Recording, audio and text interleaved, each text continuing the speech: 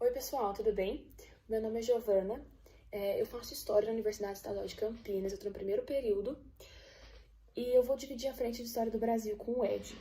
Então eu vou dar continuidade à matéria que ele terminou e a minha primeira aula vai ser de Primeiro Reinado. O Primeiro Reinado ele não é nada difícil, ele não é extenso também, e então a gente consegue matar ele em 2 aulas. Bom, o Primeiro Reinado começa em 1822, com a independência do Brasil, e termina em 1831, com o início do período regencial. Ok? 1822, 1831.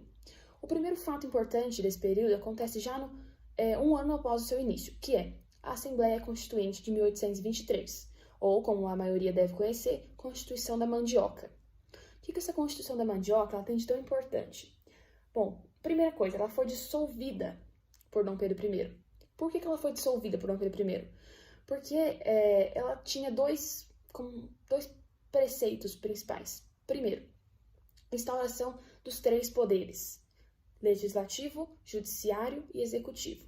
Então, quando você insere 3 poderes em qualquer tipo de governo, você já limita a possibilidade de um absolutista, de um centralizador assumir o poder, certo? Então, esses 3 poderes seriam como uma Magna Carta que diminuiria os poderes do Dom Pedro I.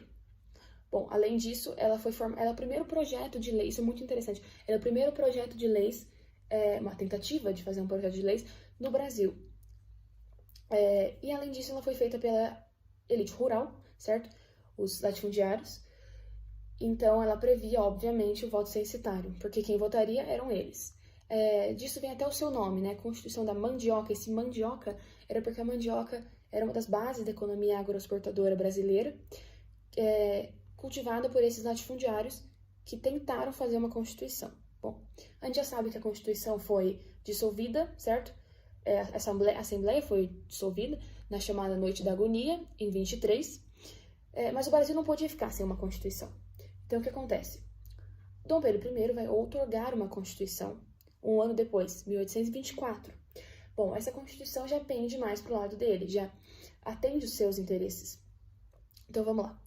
Constituição de 1824, a primeira Constituição brasileira. Essa Constituição ela vai ficar em vigor até 1891, quando a República coloca uma nova Constituição, certo? Então tá, quais eram os preceitos? Primeiro preceito da Constituição de 24, monarquia constitucional. Até aí nenhum problema, a gente teria uma monarquia com uma Constituição, ok. Segundo preceito, 4 poderes. Isso é muito importante.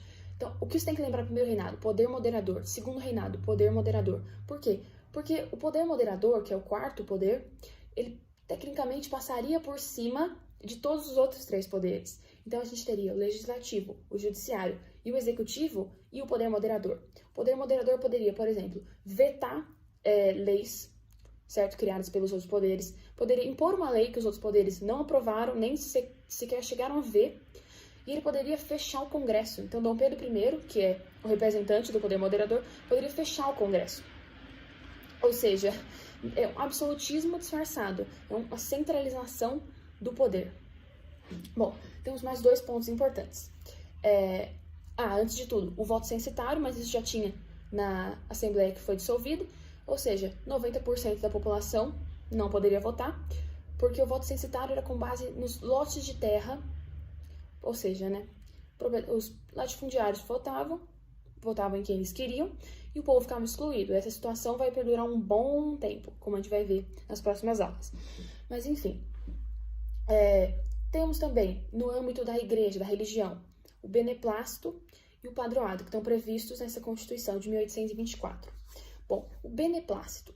O beneplácito era uma tentativa de colocar a igreja submissa ao imperador. Então, como assim?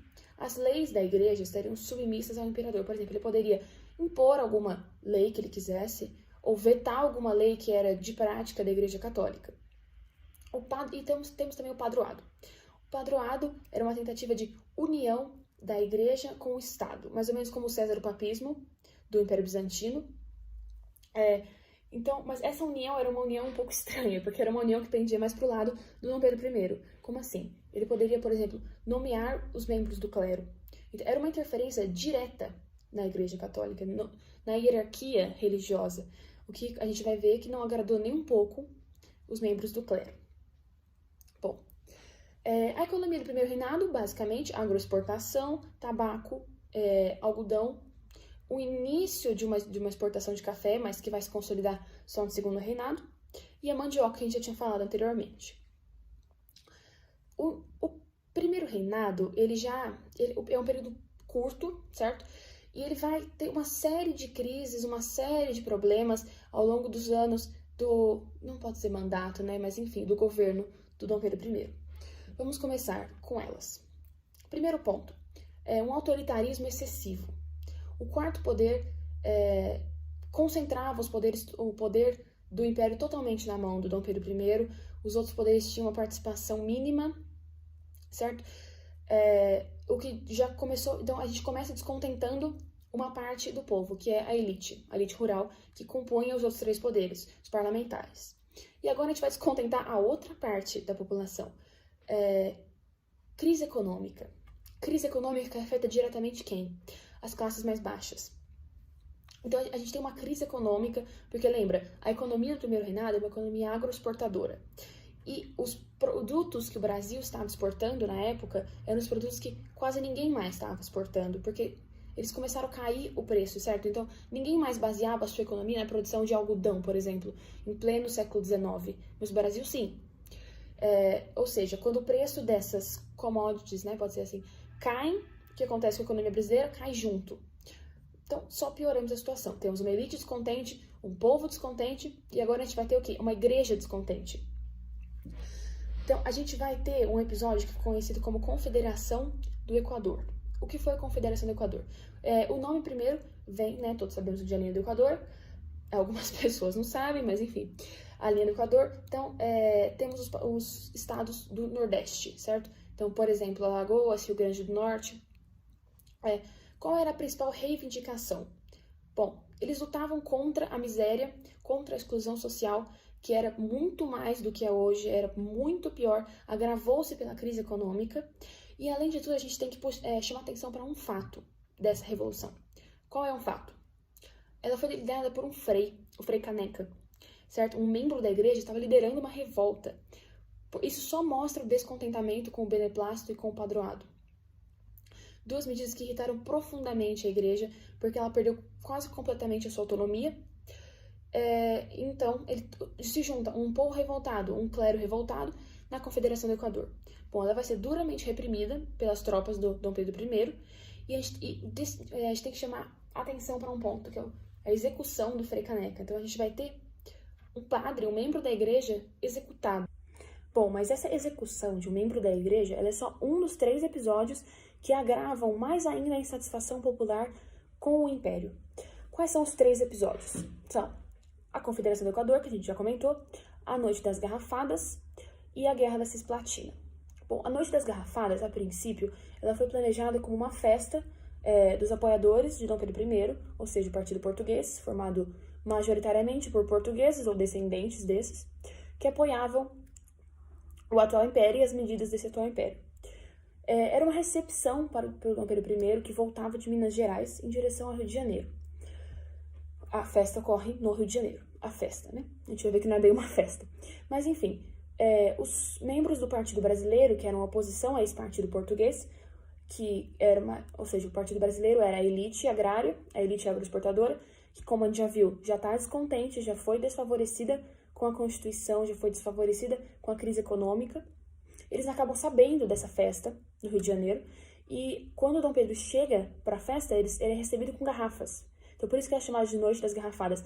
É uma mini-guerra, uma revolta mesmo, que simbolizava o descontentamento da população e da elite com o Império. Então, a gente tem até agora a Confederação do Equador, a Noite das Garrafadas, e falta a Guerra da Cisplatina.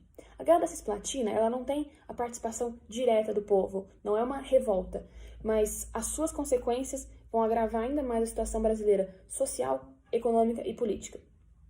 Como a gente já sabe, Dom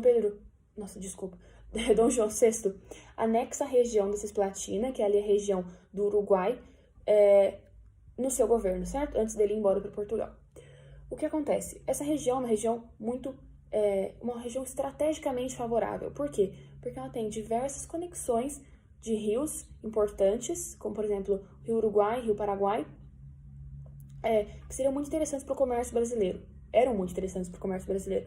Mas o que acontece? A partir de determinado momento, a Inglaterra começa a interferir diretamente nessa região, buscando influenciar os dirigentes da província, que estava submissa ao Brasil, a buscarem a sua própria independência. Por quê? Porque ela queria maiores, como a gente já sabe, a Inglaterra estava se industrializando, tinha se industrializado, e agora procurava diversos mercados consumidores para suas mercadorias que ela estava exportando.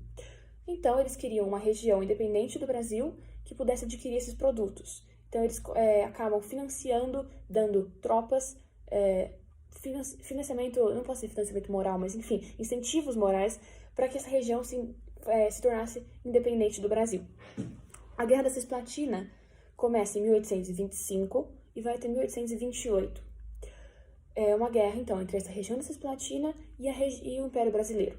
Quando a gente fala guerra, toda vez que tem alguma guerra em qualquer período brasileiro, a gente já pode ter em mente gastos militares. E gastos militares não são poucos, são muitos. Então, a gente já tinha uma crise econômica, já tínhamos pouquíssimos recursos, a população está passando fome, a elite está descontente e o Brasil entra numa guerra. A Guerra da Cisplatina, para piorar ainda mais o quadro, ela vai ser perdida pelo Brasil. O Uruguai vai se tornar independente. A Cisplatina se torna independente. Então, ou seja, a gente já está passando por uma crise econômica, o clero está descontente, a elite está descontente, as exportações caíram e agora a gente perdeu uma das regiões mais importantes do Império. Mas fica pior. Fica pior por quê? Porque vai acontecer uma crise na sucessão do trono português. Dom Pedro I vai ser convocado para Portugal porque o trono português não tem simplesmente nenhum regente, não tem ninguém que fique no trono português. Então ele pensa em uma solução. Vou colocar a minha filha, que vai ficar conhecida como Maria II, no trono português, até que ela vai casar com o meu irmão, Dom Miguel, até que ela possa quando ela atingir essa maioridade. Qual é a maioridade? A solução encontrada foi: eu abdico o trono em nome de minha filha, Maria, vai ficar conhecida como Maria II, e faço um acordo com o meu irmão Miguel. Então, qual é o acordo? A filha dele tinha, se eu não me engano, 7 anos. Então, o acordo era, quando ela atingir a maioridade, ela se casa com Dom Miguel e eles regem o trono de Portugal juntos. Qual é o problema? A ideia é perfeita, mas qual é o problema? O problema é Dom Miguel. Por quê? Porque ele vai querer assumir o governo sozinho. Ele não vai querer esperar a maioridade, que seria daqui 7, 8 anos. Não, ele vai querer assumir o poder antes disso.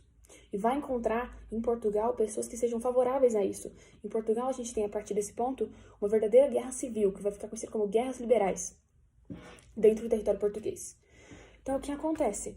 Não tem outra solução. Ou Dom Pedro I perde o trono português e fica só com o trono brasileiro, porque ele não pode assumir os dois, ou ele vai embora imediatamente e vai conseguir o trono português. E é exatamente isso que ele faz. Então, a gente vai ver, como eu já tinha comentado, que o primeiro reinado acabava em 1831, é exatamente nesse ponto, quando Dom Pedro I é obrigado a partir para Portugal para defender o seu trono, defender a sua filha do seu próprio irmão, Dom Miguel. O Brasil vai ficar sem nenhum regente? Não. Dom Pedro I vai abdicar o trono brasileiro em nome do seu filho, que a gente conhece como Dom Pedro II, mas que na época ainda era menor de idade. Então, em 1831, a gente tem o início do que foi conhecido como período regencial, certo? Temos um regente que comanda ao lado, temos um regente que governa enquanto Dom Pedro II, Dom Pedro de Alcântara ainda, não atinge a sua maioridade. Bom, pessoal, é isso. Eu espero que vocês tenham entendido certinho os diversos processos do primeiro reinado. Se o primeiro reinado já foi um pouco conturbado, a gente pode imaginar como vai ser o período regencial, né? Vai ser extremamente instável, mas a gente vai falar dele na próxima aula. Se ficou alguma dúvida, podem mandar nos comentários do vídeo, podem mandar no meu direct, giovanamauro.c, no Instagram. Fiquem à vontade. Espero que vocês tenham gostado e até a próxima aula.